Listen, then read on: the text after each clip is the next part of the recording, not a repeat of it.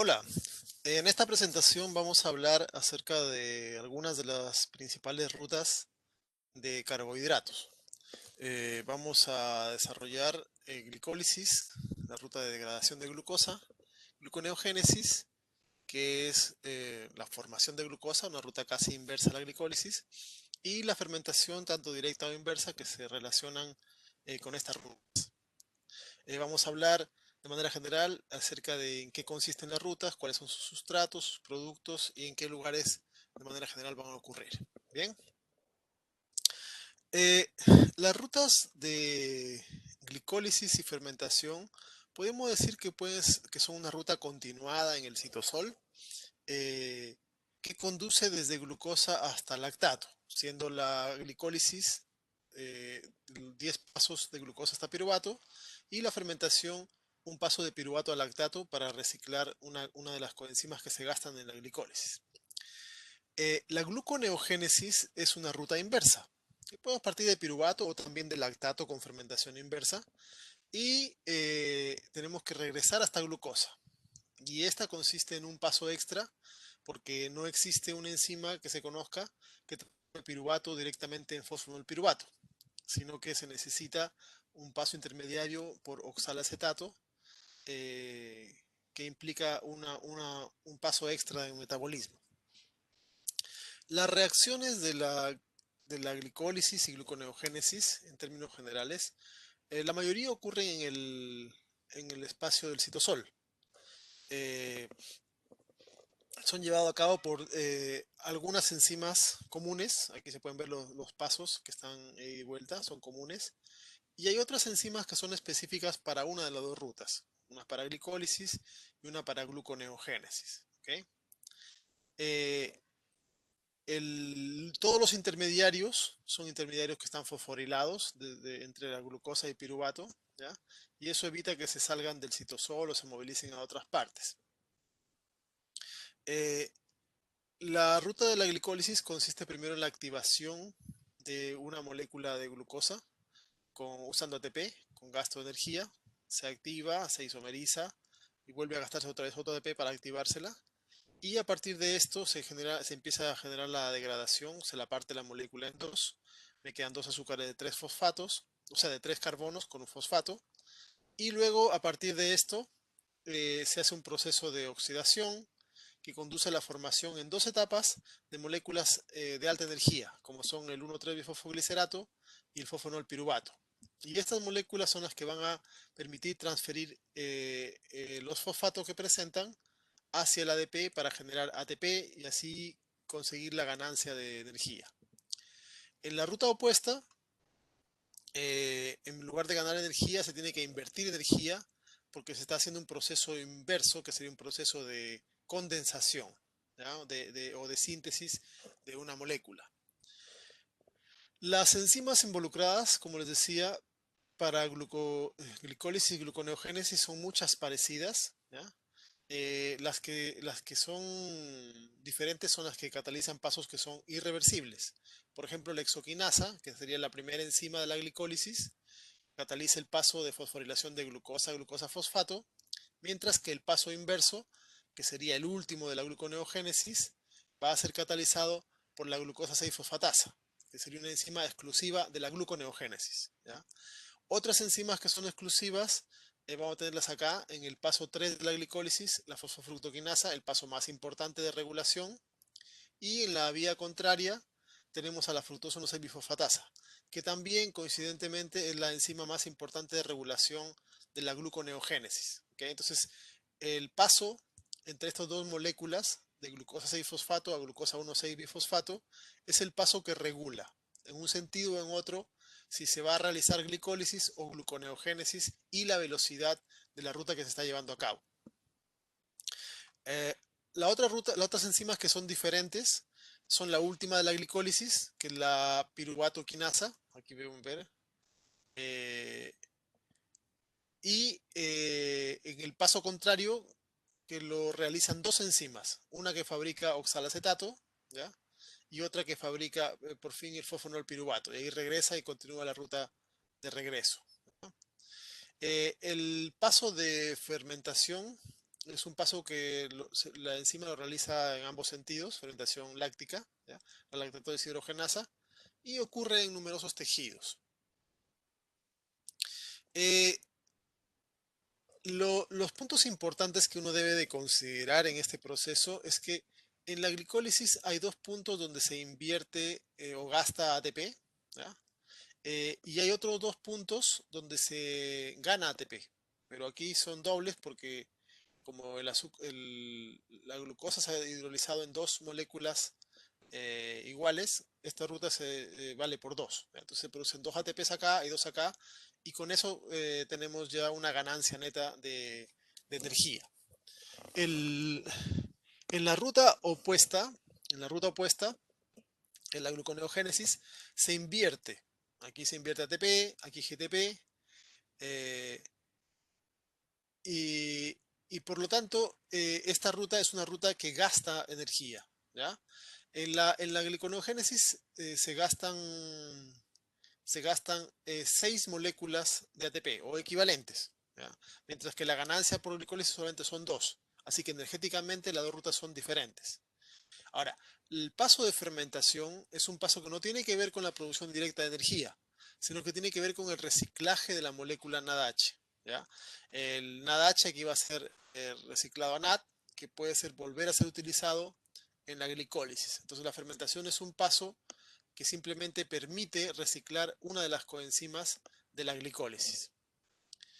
Eh, Estas rutas son rutas centrales del metabolismo de los carbohidratos y también de otros metabolismos de otro tipo de moléculas, por lo cual metabólicamente en el mapa la vamos a encontrar siempre en posición centralizada, ya que como podemos ver a partir de esta ruta se van a generar un montón de otras moléculas.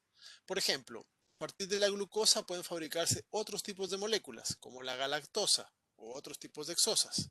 Se puede almacenar como glicógeno, ¿ya? Se pueden fabricar pentosas, y las pentosas a su vez son importantes para la formación de nucleótidos, ¿ya? Y algunos aminoácidos. En humanos no pasa esto, pero en otras especies sí, como la histidina, ¿ya? También se pueden fabricar desde glucosa fosfato algunas moléculas especiales como componentes de las matrices extracelulares, glucoproteínas que son para oligosacáridos de membrana, glucorónidos u otros ácidos que participan en la detoxificación hepática, etcétera. Entonces, puedo ver que se pueden generar varios tipos de elementos de las rutas de carbohidratos, ¿ya? También se puede fabricar ya más adelante en la ruta a partir de gliceraldehído o de dihidroxacetona, glicerol. Y el glicerol, como recuerdan, es importante para la síntesis de los triglicéridos o de fosfolípidos, entre otras moléculas. También se puede desde glicerol fabricar mevalonato y participa en la síntesis de colesterol. Tenemos entonces aquí que tenemos rutas que conectan con el metabolismo de lípidos. Eh, Del bifosfoglicerato también podemos obtener algunos compuestos que van a participar en roles, como en el caso de los glóbulos rojos, que participan asociados a la función de la hemoglobina, que tiene que ver con lo que es la regulación de su afinidad con el oxígeno. Eh, de otros intermediarios, como el fosfoglicerato, se puede obtener aminoácidos, ¿ya? Como serina, glicina, ¿ya? De otros componentes de la ruta, como el piruvato, se saca alanina, de los oxalacetato, aspartato, asparragina y otros aminoácidos. Entonces podemos ver de que se conecta con las rutas, con otras rutas diversas de azúcares, con rutas de grasas, de lípidos, con rutas de aminoácidos, ¿ya? Y también con las rutas generales de generación de energía, como son el ciclo de Krebs. Además, derivado del acetil, también podemos conectarnos a más generación de otros tipos de moléculas grasas, como son el colesterol o los ácidos grasos. Entonces, por eso vamos a encontrar de que esta ruta general de la glicólisis tiene una posición central en el metabolismo, porque a partir de los componentes que derivan de la glucosa, de estos intermediarios, podemos, o las células pueden fabricar componentes de diversa naturaleza, ¿ok? Eh, que tienen que ver con todas las otras macromoléculas, con lípidos, con aminoácidos para proteínas, con nucleótidos, etcétera. Los mecanismos de regulación general entre glicólisis y gluconeogénesis van a ser a través de modificaciones de la enzima, ¿ya? Usando elementos que van a regularla alostéricamente y que también van a depender de procesos hormonales. ¿Okay? Por ejemplo, la glicólisis es estimulada por insulina. La insulina se secreta cuando hay alto nivel de glucosa. Por lo tanto, cuando hay alto nivel de glucosa, de manera indirecta, todos los tejidos, algunos de manera directa y otros de manera indirecta, estimulan su glucólisis. Hay otras hormonas, como la adrenalina, que van a estimular específicamente la glicólisis en ciertos tejidos, como por ejemplo la musculatura, que es el tejido que va a requerir energía cuando se secreta una descarga adrenérgica. Eh, por otro lado, el glucagón es una molécula que inhibe la glicólisis, porque el glucagón es un indicador de que estamos en época de ayuno y por lo tanto hay tejidos que deben dejar de hacer glicólisis, particularmente el hígado, por ejemplo, para empezar a generar la otra ruta que es la gluconeogénesis para producir glucosa para otros tejidos que siempre la necesitan, como el cerebro. ¿Ya? La gluconeogénesis, por su parte, va a estimularse bajo las condiciones de ayuno o de necesidades energéticas. El glucagón, que es indicador de ayuno, estimula que el hígado genere glucosa. La adrenalina también estimula que el hígado genere glucosa para ser enviada hacia la musculatura, que es lo que determina la actividad de esta hormona. ¿Ya? Las enzimas más importantes que se regulan son la fosfofructoquinasa por el lado de la glicólisis, la fructosa 1,6-bifosfatasa por el lado de la gluconeogénesis. Y podemos ver que los elementos que estimulan una ruta inhiben la otra.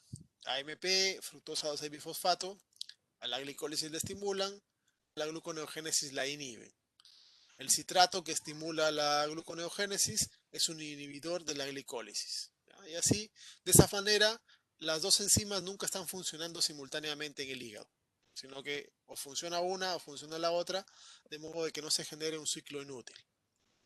También el último paso de la glicólisis, que es catalizada por la piruvato-quinasa, es modulada por metabolitos equivalentes. ¿Ya?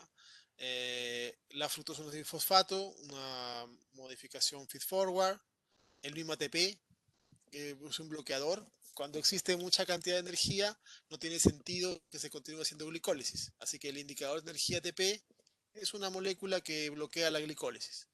Por el contrario, si hay moléculas que indican que hay poco ATP, hay poca energía, como son el AMP y el ADP, esos van a ser inhibidores de la gluconeogénesis. ¿Ya?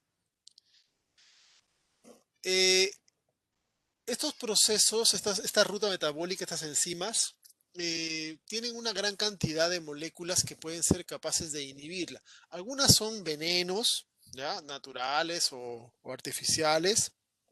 Algunas se les ha encontrado algún tipo de utilidad. Por ejemplo, aquí tenemos que el paso entre gliceraldehído y 1,3-bifosfoglicerato, que es el paso de oxidación, de oxidorreducción, es bloqueado por una gran cantidad de moléculas, sobre todo diversos tipos de iones, como el arsénico o el mercurio, que van a interactuar con la enzima y la van a bloquear. Eso funcionan como venenos, ya que al bloquear la glicólisis se pierde gran parte de la energética celular.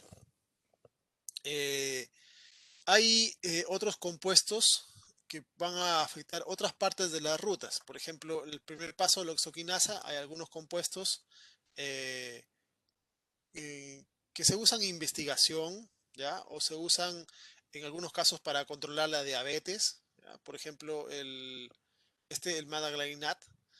Este managlinat es una molécula que se usa para bloquear la gluconeogénesis.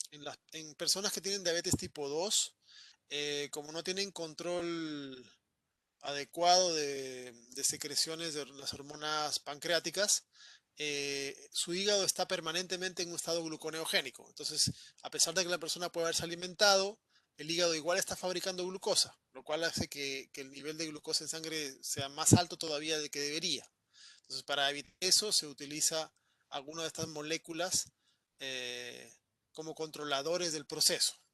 Lo que sí hay que tener un control adecuado de las cantidades. Eh, Hay otras moléculas que se usan en investigación, ¿ya? O se usan como marcadores de procesos eh, o como bloqueadores de la glicólisis para control de algunos tipos de procesos carcinogénicos, por ejemplo, ya que se sabe de que en los estadios iniciales de los procesos carcinogénicos es importante el metabolismo anaeróbico. Entonces, si bloqueamos la glicólisis, estamos haciendo de que esas células carcinogénicas tengan menos energía.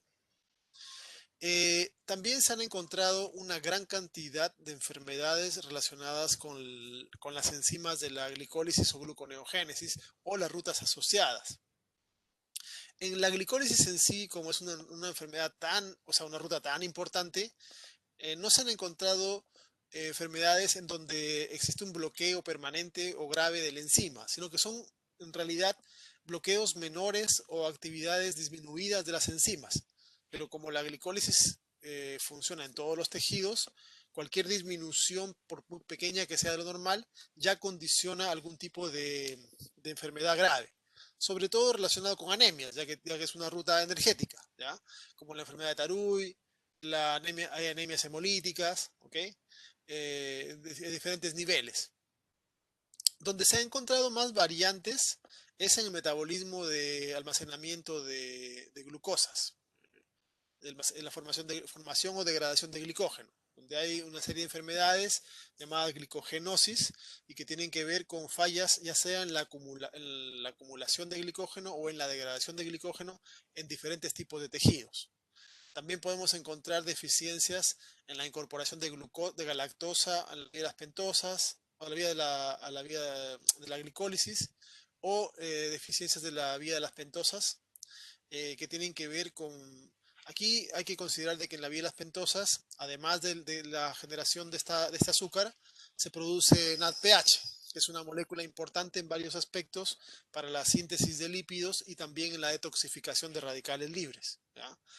También existen personas que se han encontrado que tienen deficiencias en la actividad de la enzima lactato deshidrogenasa, con lo cual los procesos de fermentación o fermentación inversa que pueden llevar a cabo en musculatura o hígado son alterados. Y si falla la fermentación, indirectamente hace fallar a la glicólisis. Así que suelen ser enfermedades que, si bien las enzimas no tienen una alteración grave, el efecto general sobre el cuerpo sí puede llegar a ser peligroso.